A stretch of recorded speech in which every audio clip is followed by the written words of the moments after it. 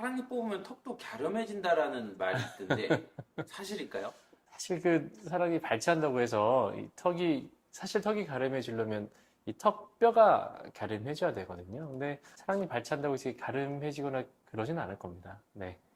원장님, 그 다른 치과에서 이 사랑니 발치 때문에 이제 리퍼를 받고 환자가 오는 경우가 있는데요. 저희 병원은 그럼 다 뽑을 수 있는 건가요? 뭐 대부분 환자분들께서 이제 사랑니 때문에 오시거나 아니면 주변에 있는 치과에서 이렇게 의뢰서를 작성해서 저희 치과로 보내주시면 특별한 문제가 있지 않고서는 대부분의 사랑니는 저희 치과에서 다 발치하고 있고요. 특히나 뭐 수면 마취를 좀 이용해서 한 번에 4개의 사랑니를 발치하러 오시는 환자분도 상당히 많은데요. 다만 이제 전신질환이 좀 심하시거나 그렇지 않으면 사랑니가 턱뼈에 완전히 박혀 있어서 이 수술이 너무 힘든 케이스가 간혹가다 있어요. 턱뼈에 조금 밑에 사랑니가 있는 거예요. 아니면은 조금 위쪽에 박혀 있고 그런 분들은 사실 이제 전신 마취로 발치하시는 게 좀 좋기 때문에 그런 분들은 제가 대학병원으로 보내드린 경우도 간혹 있습니다. 하지만 대부분 치과에서 발치할 수 있는 사랑니는 저희 치과에서도 루틴하게 발치하고 있습니다.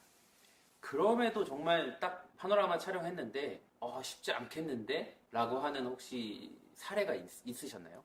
이게 사실 이제 조금 제가 환자분들 오시면은 젊을 때 발치하라고 말씀드린 이유 중에 하나가 이게 나이가 드실수록 턱뼈가 더 단단해져요. 그러면서 이제 사랑니를 꽉 잡고 있기 때문에 40대, 50대, 60대가 갈수록 사랑니 발치가 점점 힘들어집니다. 그렇기 때문에 가급적이면 20대, 30대 때 발치하시는 게 좀 좋고요. 특히나 제가 제일 힘든 분들은 입이 너무 안 벌어지시는 분들. 40대, 50대 남성분들 중에 입이 정말 작고 안 벌어지시는 분들이 발치하기가 사실 제일 힘듭니다. 그래서 미리미리 빼시는 게 좋아요.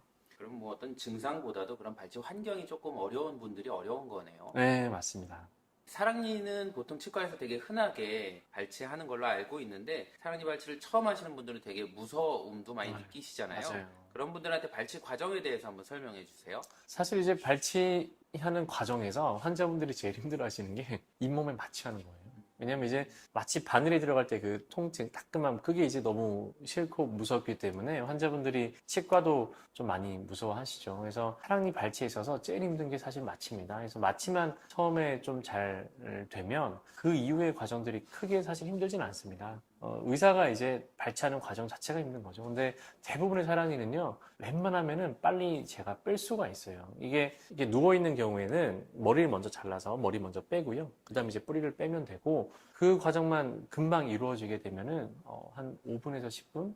실제로 빨리 나온 경우는 대부분 그 정도 안에 발치가 되고 있고 정말 심한 매복 같은 경우도 대략 30분 안에는 발치가 될 수 있기 때문에 너무 그런 어떤 과정들에 대해서 걱정하시기보다 그냥 입안에 마취하는 그 과정만 조금 도와주신다면은 뭐 특별히 문제는 없을 거고요. 저희는 뭐 도포 마취나 무통 마취를 하고 있기 때문에 그런 마취 과정에서의 그런 어떤 두려움도 좀 너무 크게 안 하셨으면 좀 좋겠습니다.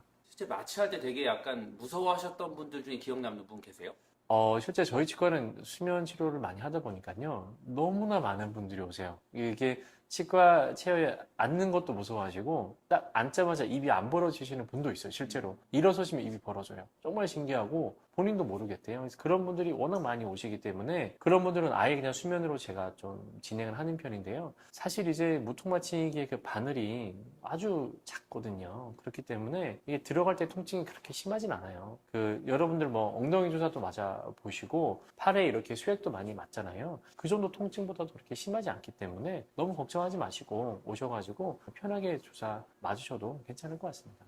그러면 저희가 수면 마취를 하면 사랑니도 수면 마취를 할 것 같은데 요즘에 사랑니 발치 하시는 분들이 수면 마취를 많이 하시나요? 이것도 사실 환자분들의 성향에 따라 좀 다른데요. 무서워하시는 분들도 수면 마취를 하시지만 이게 바쁘신 분들 있잖아요. 한 번에 이제 여러 개를 뽑고 싶은데 이게 사실 힘드니까 한 번에 4개 사랑니를 발치하고 싶으신데 이걸 좀 수월하게 하고 싶으신 분들은 실제로 수면 을 통해서 그런 사랑니를 한 번에 4개를 발치하시는 분도 상당히 많아요. 그래서 이 수면 진료라는 게요, 환자분도 사실 편하시고 발치하는 저희 입장에서도 편하거든요. 그래서 그런 면에서는 뭐 저도 적극적으로 권해드리고요. 환자분도 실제로 그 수면 치료 통해서 사랑니 발치를 하시면은 그 만족도가 훨씬 좋을 겁니다.